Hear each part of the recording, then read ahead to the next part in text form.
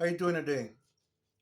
Okay, today's video is going to be about something that I really wasn't too comfortable about getting into, but I've been asked some questions about problems that are going on or were going on between Maravilla and 18th Street.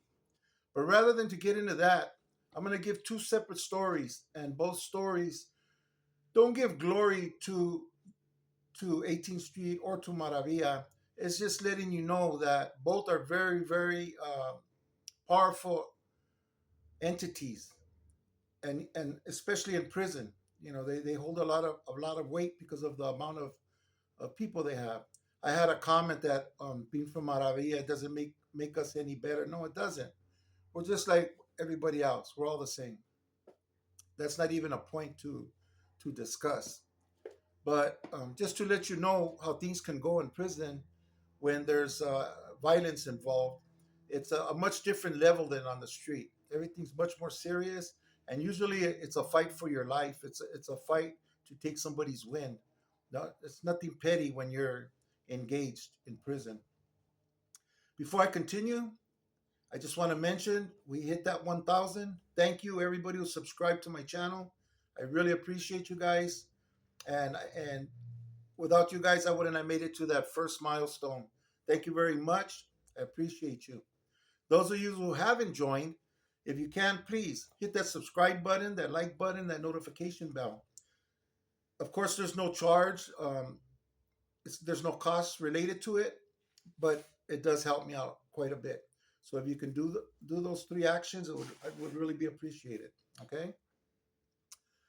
So now these two stories involve guys from 18th Street and guys from Maravilla, not against each other, against themselves. Okay.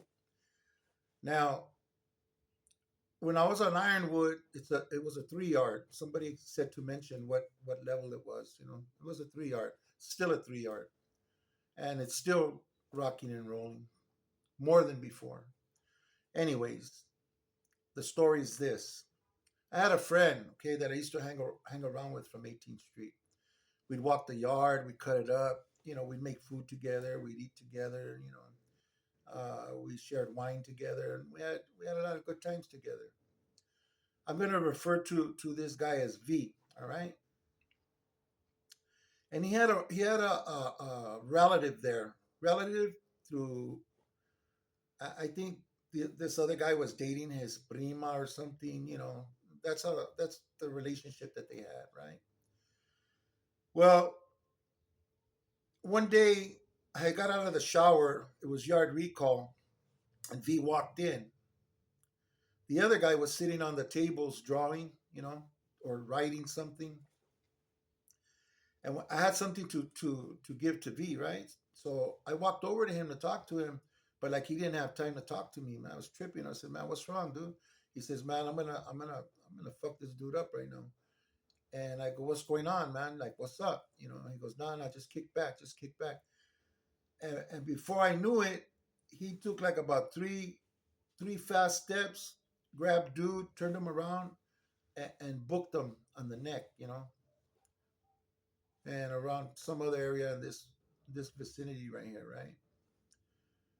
And dude got up and kind of like took off a little bit and turned around and started checking himself.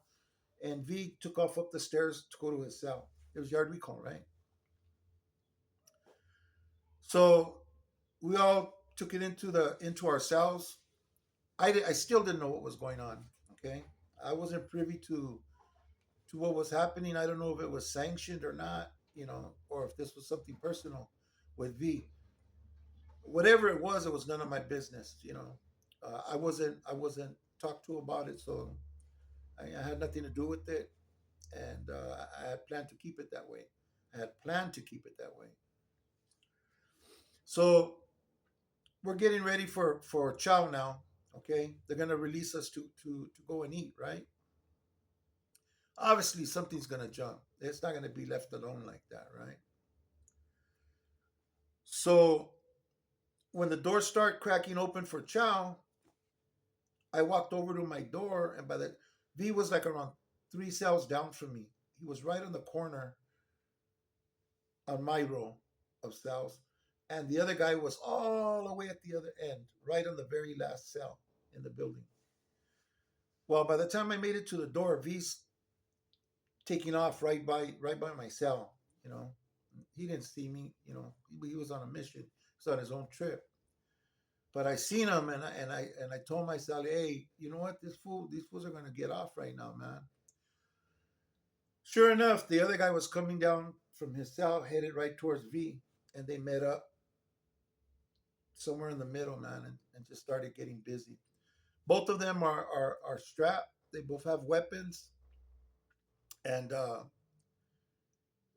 they were getting their money. You know, you could feel the floor shaking, man, and rumbling, and they're banging against the rail and the doors, and they're just having their way with each other, right? So the gunner in the tower, he starts shooting with his block gun, right? He lets off, tells everybody to get down. Everybody in the day room's down, and we're still in our cell. So I'm standing up, like kind of looking down, trying to see down the hall. I really couldn't see much, but he shot again. I could see the tower clearly. He shot again with Big Bertha. That's a big block gun. Okay. Some say they're bean bags. Some say they're wooden blocks. Whatever they are,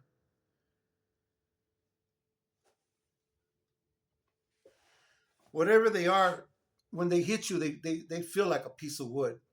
They do damage. I'm sorry, the light went out. Um, Anyways, we'll see how this video turns out. But I'm gonna go on with this story. I apologize for that technical difficulty I had right here a minute ago. But so he had already shot twice, and these guys are still getting their money. Finally, some other SEALs they run in and they run up the stairs, and they're just yelling at him to get down. Right? They haven't sprayed him yet or anything. Right? And I look out my window, and on the floor, I see about an 8-inch metal rod with a handle wrapped around it, right? And I don't know who it belongs to. It could have belonged to either one of them. It could have belonged to my camarada V, or it could have belonged to the other guy. I didn't care who it belonged to. I just didn't want them. I didn't want the SEALs to find it. For one thing, I didn't want them to take it, okay, and for us to lose it. And another thing, I didn't want them to have any evidence to put against these guys, right? So I crouched down, I opened my door a little bit, and I got my towel, and I threw it out over the strap, over the metal rod, right? It was sharpened to a point, had a handle. Obviously, it was what they were using. One of them was using. I got the towel around it. I was able to pull it into my cell, right? Now, eventually, they were able to get a hold of these two guys, and they walked them out of the building. I never asked. I don't know. I don't know what the beef was. It was none of my business, and nobody came to ask me anything or talk to me about anything. So I just, forgot about it from that day on. Excuse me. So one day, V comes back to the yard, right? I'm not sure if he came back to the same yard, or if I was landed up being in another yard in the same prison, and he ended up there. But I ended up seeing him, and he told me, "Hey, I heard you got the strap off of the tier." I told him, "Yeah." He goes, "Yeah, do you still have it?" I told him, "No, I don't have it anymore." He said, "Don't trip." Well, I didn't know whose it was. I didn't do it to help V. I did it to help both homies, whoever it belonged to. Which kind of came back to me as some negative karma later on when I ran into V's cousin's boyfriend, or whoever he was to him, out in the street. And I tried to talk to him. I'm like, "Hey, homie, you remember me?" Woo-woo. And this dude was livid, man. He looked at me like man, he was ready to rush me right there, right? And I told him, "Hey, what's up?" And he's looking like around, like looking, making sure there's no hooters around or nothing, right? And I just stood there looking at him, and then I remembered about me getting the strap off of the tier. and also walking with V right when he had hit this dude when he was sitting on the at the table. So I'm thinking he probably thinks I was involved with it. He probably thinks, I was working with V, but it was nothing of the sort. Long story short, he ended up just like shaking his head and walking away. His girlfriend, I came out with the little girl, and they got in the car, and he took off. My point is you got to be careful what you involve yourself with, because something, even though my intentions were good, if he was strapped, he could have immediately did something for feeling the way he was feeling, because he was feeling a certain type of way. It was obvious. Anyways, that was one of the best one-on-one mutual combats that I seen. My respects to both of them vatos. They handled their business to the fullest. Under fire, they got busy. I know it happens all the time. That's the way they get down. That's the way it is in prison. I'm just saying because somebody wanted me to do a video about Maravilla and 18th Street getting down with each other. I don't want to do that. I don't want to go back to old shit. Anyways, my next story is about these guys from Maravilla, right? One was on the upper tier, one was on the lower tier. Okay, the one on the lower tier's brother was killed by the guy in the upper tier. Okay, now this guy came onto the lower tier where there was nothing but guys from my barrio and other barrios. His barrio was upstairs. Okay, and one day after visiting, the vato from the upper tier, this guy was from Fort Maravilla. He uh he came back from visiting, but he came onto our tier, right? And I was looking, and I was like, at that time there was still a little bit of static going on between Mariana and Fort on the tier, right? Uh, that was just before well, I think we had just squashed the fellow, right? But anyway, so this dude comes on the tier. I'm not gonna say his name or anything, uh, but comes on the tier, and I see him, and then I see a fierro get dropped from the top. Rink.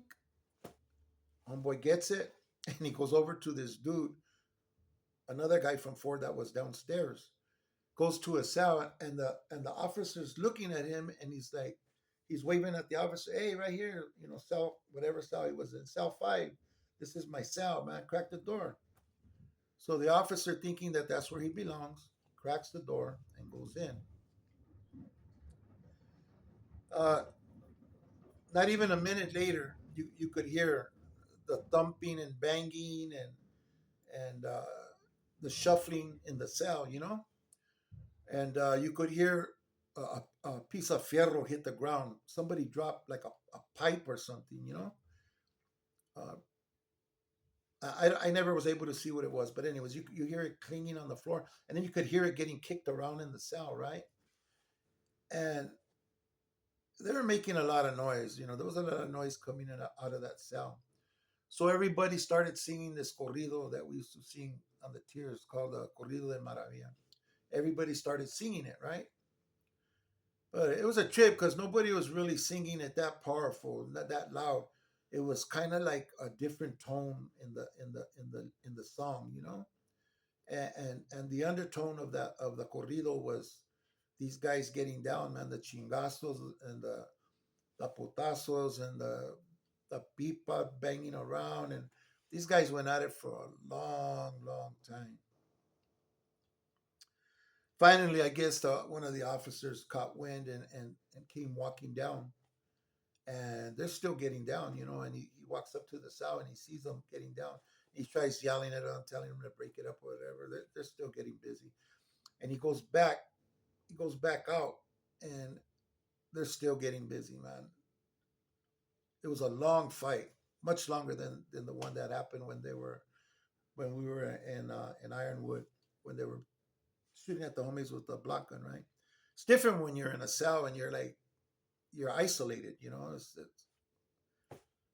took a long time for them to get noticed, number one, and then it took a long time for them to get some backup. But finally, the backup came.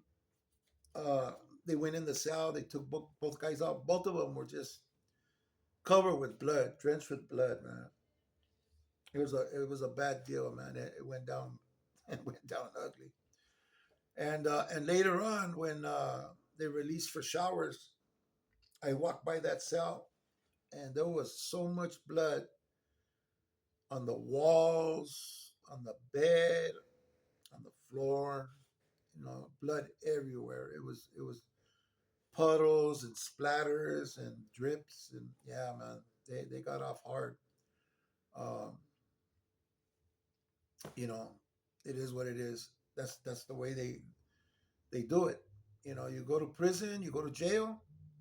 Mind you, 18th Street was in prison. This Maravilla fight was in jail. They were both vicious. They were both deadly. And I know in the one case uh, with Maravilla, the guy almost lost his life. He had puncture wounds to the heart and stuff.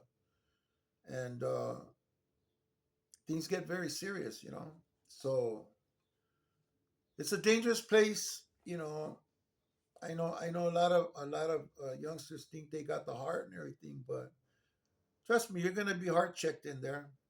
Situations come up, man. I've never gone to jail where situations don't come up, you know. And you go to prison, same thing, man. Things are gonna come up where you're gonna be heart checked, man. You're it's gonna show where your heart's really at, And like I get comments from some people like, oh man, that's weak, that's this, that's that, you know. But I'm speaking from experience, and I'm telling you, it could be nothing nice, Be careful with your freedom, You don't want to end up in places like that, man. There's so many good things happening out here, man. Car shows, man, all the good food, the beautiful women, the music. You do what you want, get up when you want, go to work, get your money, Than being stuck, man, in a place like that where you're dealing with the stuff like that on a daily, you know. You spend any amount of substantial time locked up, you're gonna see things, unbelievable things. And I can assure you, the fights are more serious, more deadly than anything. You know, um, I'm talking about hand to hand combat or with weapons. It's much, like knives and stuff, pipes, whatever you have. It's much more serious. Yeah, I know in the streets you could get a gun and shoot somebody or whatever, but I'm not talking about that. I'm talking about when you're there man to man, locked away, just you and him, and you either handle your business or you pee on yourself. Like I always say, man, these videos aren't to glorify jail and to glorify the lifestyle. Um, at some point in life, you have to do something different, man. You keep doing the same thing, you're gonna keep getting the same thing. So, anyways, I'm gonna cut this video short. To you people who wanted to hear about 18th Street and Maravilla and the problem they had with each other, instead, I gave you something where they had trouble with themselves, with their own barrios, and the way they handled it. And both of them handled it fearlessly in a warrior style, and and did what they had to do uh, because they were living that life. Take care of your freedom. God bless you. Don't forget the kids, man. They need us fathers. They need us mothers. You mothers. You know, uh, it's a terrible thing when a child loses their mother and father, especially to incarceration, where they end up in foster homes and stuff. And it's a horrible thing. Poor babies. Let's take care of our kids and our freedom, and let's be strong men. I'm not saying to get out of your barrio or don't be. I'm still from my barrio, and if something pops up while I'm around, well, I got to do what I got to do. I'm obligated. I knew that when I signed up, but I still treasure my freedom, and I value it very, very much. The last place I want to be is in there, man. I want to be out here, man. Loving life, doing life. Anyways, good luck to you. whatever walk that you're walking, however you're doing your thing. Good luck to you. God bless you, and I hope I see you in the next video. Again, if you followed me to the end of this, smash that subscribe button. I'd really appreciate it. Thank you very much.